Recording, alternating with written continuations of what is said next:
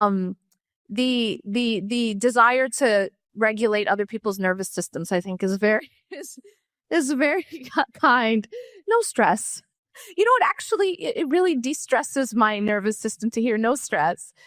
And then one of my favorites is shame, man. I'll be talking about shame today, and it's a very different context.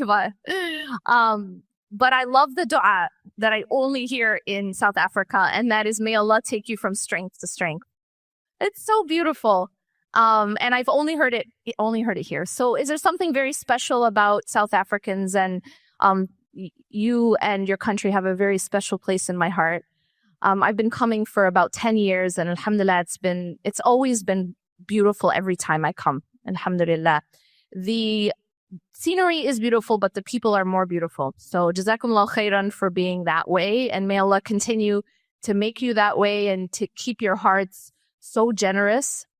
I've never seen that, in most places. It's one of the most generous and hospitable and kind communities I've ever visited. You always feel like family. And my children, I remember the first time I visited, I came alone with my 2 kids, and my kids were immediately adopted.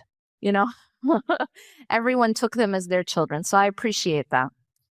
Now, before I continue, I want to ask you what I ask every audience, and that is something that you do internally. And that first part is to set your intention. Why are you here? What do you hope to take home?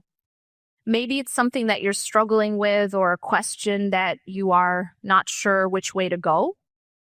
I want you to just become clear on what that is. What's my goal? What's my intention? إِنَّمَا الْأَعْمَالُ بِالنِّيَّاتِ. That verily actions are by intention. وَإِنَّمَا لِكُلِّ امْرِئٍ مَا نَوَى. And each person shall have that which they intended.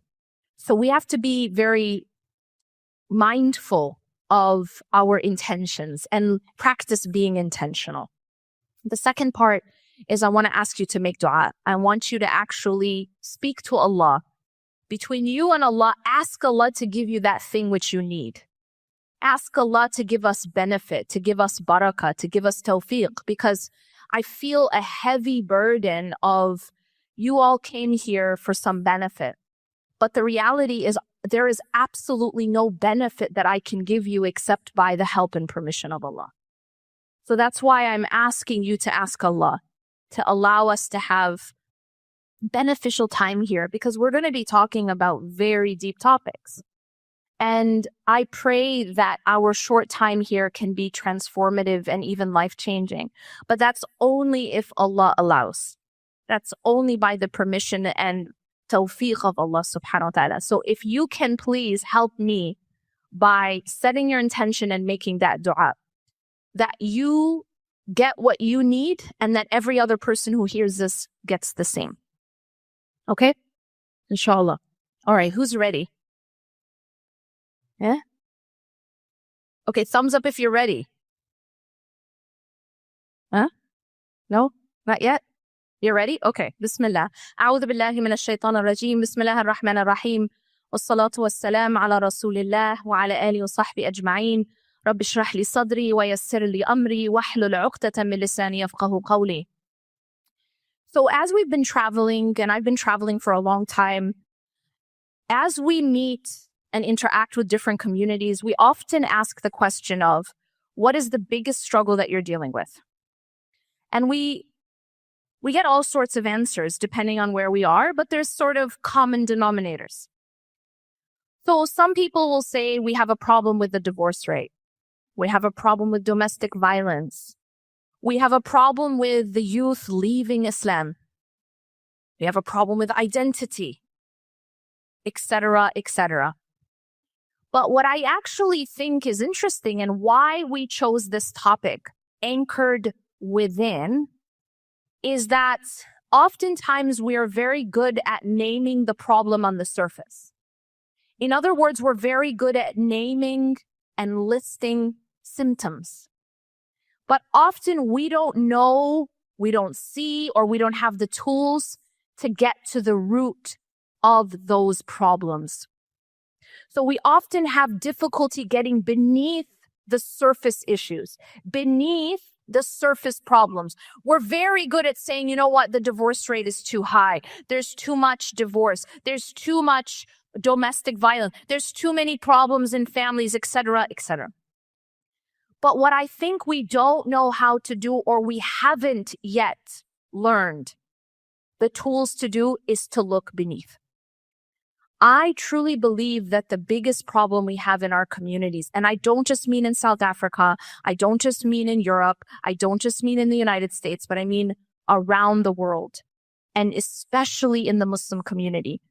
I think the deepest problem we have is trauma. Trauma is at the root of how we anchor. Trauma actually affects the way in which we are able to anchor ourselves to Allah, to our parents, and to our loved ones. And the way in which we anchor ourselves then gets carried on to all of our relationships. It definitely gets carried into marriage. And so when you want to talk about what is the underlying root cause of the pain and the suffering and the dysfunction, we have to go to our deep-rooted anchoring.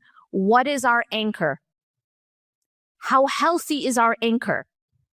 What are we anchored to? How do we anchor? In other words, talking about types of attachments. Now, attachment theory is one of the most important theories in psychology. In fact, some of the therapy based in attachment theory, it outdoes any other sort of therapy according to research developed by a woman named Sue Johnson. Emotion-focused therapy, for example, is a type of therapy whose effectiveness is far greater than any other type of therapy. Why? I mean, they found that traditional, maybe marriage therapy might be 15% effective, emotion-focused therapy about more than 70% effective. Why? Because it gets at the root of our attachments, at the root of our anchoring, and at the root of our attachment styles. But where does this come from? So I want to make you see that the way we anchor is relevant in our religious life. It's relevant in our spiritual life. It's relevant in our relationship with God. And it is also relevant in our relationship with ourselves, and it is also relevant in our relationship with others. And that's why we have to talk about our anchor, our attachments. First, I want to talk about the spiritual relevance. When we say La ilaha illallah, at the very root, at the very core of our Islam, of our surrender, what are we saying? Well, we're starting off by saying there is no object of worship. We're starting off by saying that there is no ilah, that there is no anchor. And then we introduce the exceptional illa. Illa in the Arabic language is to make an exception. So you make